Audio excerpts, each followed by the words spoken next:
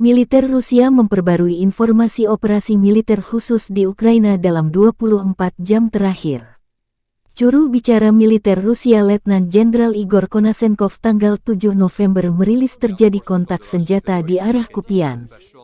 Dua kelompok taktis batalion musuh yang didukung tentara bayaran asing melakukan operasi ofensif di Nizhnaya Dufanka dan Svatovo, Republik Rakyat Lugansk. Serangan musuh diatasi dengan penerbangan angkatan darat, tembakan artileri, dan aksi intensif pasukan Rusia.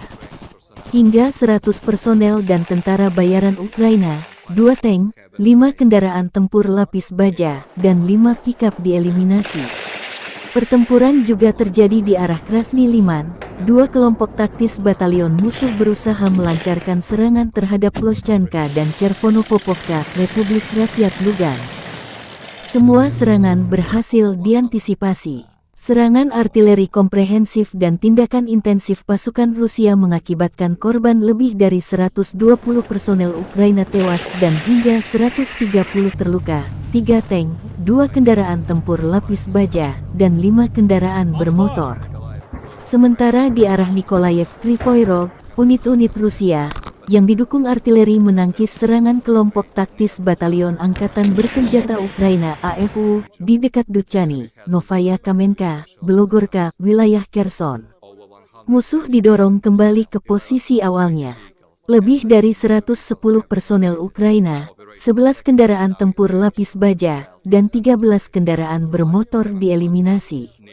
Kementerian Pertahanan Rusia juga merilis secara total 331 pesawat terbang dan 170 helikopter, 2.458 kendaraan udara tak berawak, 387 sistem rudal pertahanan udara Ukraina dieliminir.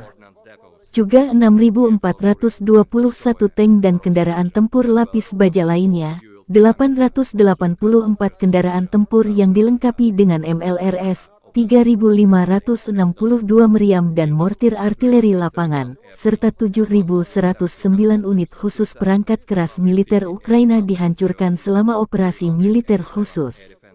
Dari kubu Kiev, Kemenhan Ukraina merilis sebanyak 530 prajurit Rusia meninggal dalam 24 jam terakhir. Termasuk 6 tank, 19 kendaraan tempur dan 7 drone. Total 76.460 tentara Federasi Rusia meninggal sejak awal konflik. Kabar baik berembus dari Kiev. Presiden Ukraina Volodymyr Zelensky, Selasa tanggal 8 November bersedia negosiasi dengan Presiden Rusia Vladimir Putin menghentikan konflik di Ukraina. Namun Zelensky mengajukan sejumlah syarat sebelum negosiasi perdamaian dilakukan. Syarat yang diajukan Zelensky diantaranya, pertama, pemulihan integritas teritorial, kedua Rusia menghormati keputusan PBB, 3 kompensasi untuk semua kerugian Ukraina, keempat jaminan hukuman untuk setiap penjahat perang. Kelima Rusia menjamin bahwa ini tidak akan pernah terjadi lagi serangan ke Ukraina. Rusia belum merespon pernyataan terbaru Zelensky ini. Sebelumnya, dari Amerika Serikat dilaporkan, Washington Post menulis pemerintahan Presiden Joe Biden secara pribadi mendesak Presiden Ukraina Volodymyr Zelensky untuk negosiasi perdamaian dengan Rusia. Negosiasi untuk menghentikan konflik sebelum meluas ke Eropa. Шановні українці, щойно говорив з Бен'яміном Нетаньягу, лідером блоку, який переміг на виборах в Ізраїль. Привітав його з перемогою. Обговорили основні аспекти відносин між нашими державами. Я думаю, для усіх зрозуміло, на чому наголошує Україна та які безпекові наголоси робить Ізраїль. Вірю, що можемо значно посилити наші держави, тим більше, що загрози для нас споріднені. Сьогодні окупанти завдали ударів по більш ніж 50 населених пунктах нашої країни. Донбас, Запоріжжя, Херсонщина, Миколаївщина, Харківщина, Дніпропетровська область, ракети, авіація, системи залпового вогню. Всюди відповідаємо. Маємо і потрібні результати. Збито черговий російський літак. Отримали і нові системи, які суттєво зміцнюють нашу протиповітряну оборону. Захист українського неба, звісно, далеко не 100%, але поступово ми рухаємось до нашої мети. Станом на сьогодні можна сказати, що нещодавня ескалація російського ракетного і дронового терору призвела лише до того, що світ відповідає новою допомогою Україні. Ми зробимо все, щоб до цієї допомоги приєдналось якнайбільше країн. Загалом по фронту наші сили перебувають у стані активної оборони. На деяких ділянках Сходу і Півдня потроху відтісняємо ворога, поступово рухаємось вперед. Донеччина залишається епіцентром найбільшого божевілля окупантів. Вони гинуть сотнями щоденно. Земля перед українськими позиціями буквально завалена тілами оккупантов. И некоторые из российских военных все же задумались о происходящем. Они пожаловались губернатору своего региона, Приморского края, на колоссальные потери.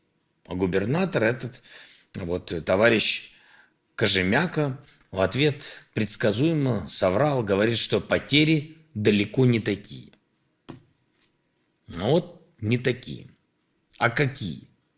От Владивостока до Павловки Донецкой области больше 9 тысяч километров.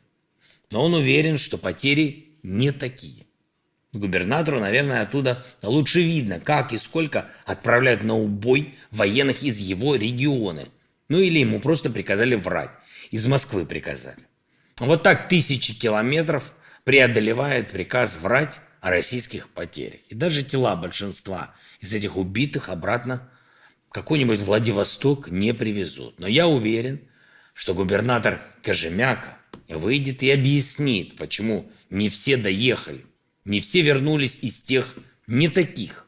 Спастись от этого можно не жалобами, каким-то там тряпкам, а своим мнением, и не в Телеграме, а публичным, не жалобами, а жестким протестом, не где-то там под одеялом, а на улицах и против тех, кто в Москве.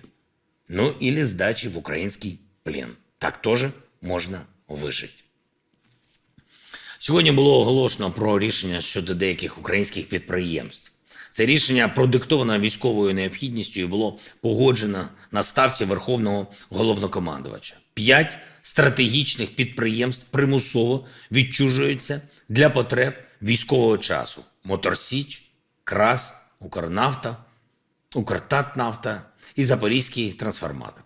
Деякі з них майже не працювали. Тепер працюватимуть всі на оборону. Це ремонт і виробництво техніки, забезпечення сил оборони, робота на відновлення нашої інфраструктури, комплексне завдання, яке можна виконати лише через систему військового державного управління.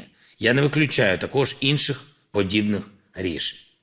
Зробив сьогодні важливе міжнародне звернення.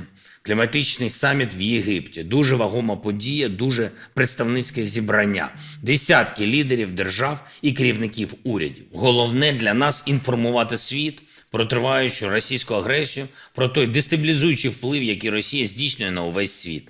Коли світ зосереджений на протидії війні, енергетичній і продовольчій кризам, руйнації звичних міжнародних відносин, кліматичний порядок денний, очевидно, страждає. А руйнацію клімату неможливо якось поставити на паузу. Тому кожен, хто всерйоз розглядає кліматичний порядок денний, так само всерйоз повинен розглядати і необхідність негайно зупинити російську агресію, відновити нашу територіальну цілісність і примусити Росію до справжніх переговорів про мир. До таких переговорів, які ми неодноразово пропонували і на які завжди отримували божевільні російські відповіді новими терактами, обстрілами чи шантажем. Ще раз. Відновлення територіальної цілісності, повага до статуту ООН, відшкодування усіх збитків, завданих війною, покарання кожного воєнного злочинця і гарантії, що це не повториться. Це абсолютно зрозумілі умови. Підписав сьогодні указ про нагородження наших героїв, 396 українських військовослужбовців, відзначені державними нагородами. Дякую кожному і кожній, хто воює за Україну. Дякую всім, хто працює заради нашої перемоги. Дякую всім нашим партнерам, які допомагають нам захищати свободу. Слава Україні!